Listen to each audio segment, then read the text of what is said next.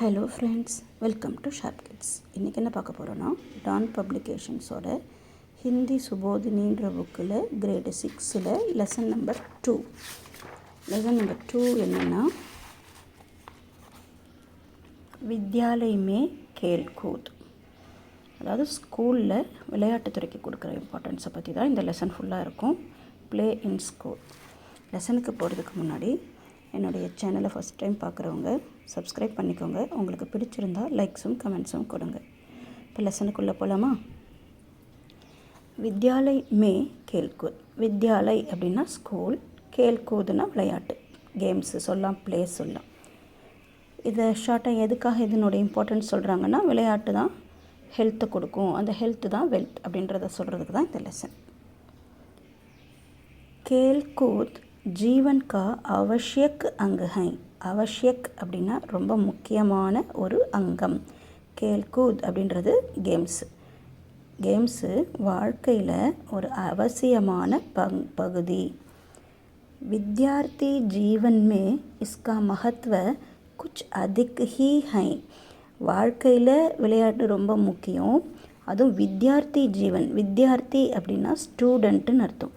Student லைஃப்பில் இதுக்கான மகத்துவம் வந்து கொஞ்சம் அதிகம்தான்.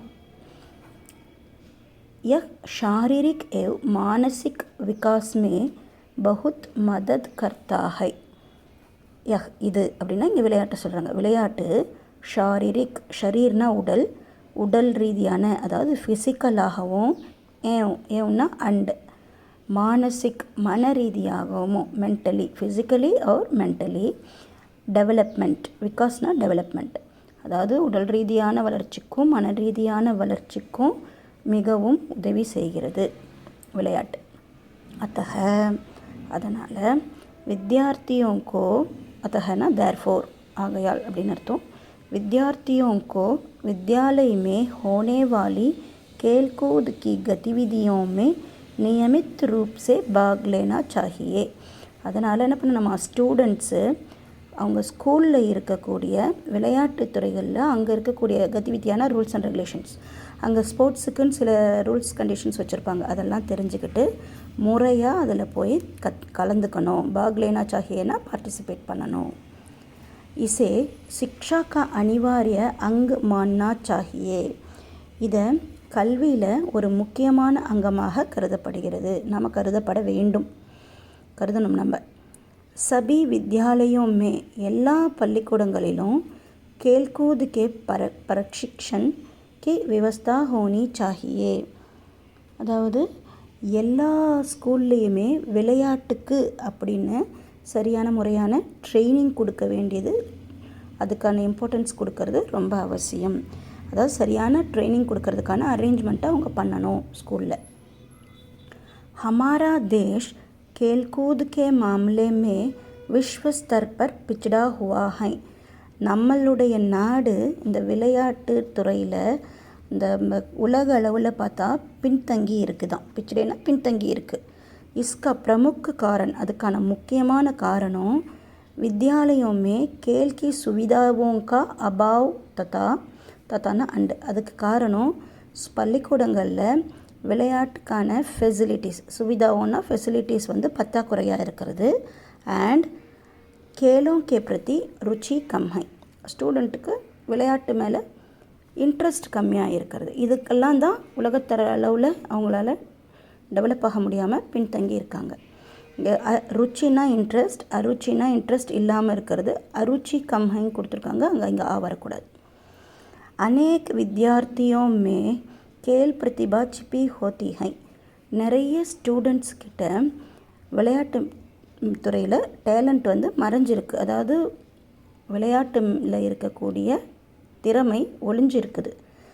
विद्यालय का कार्य खेल प्रतिभाओं को पहचान कर उनको उबारना भी है.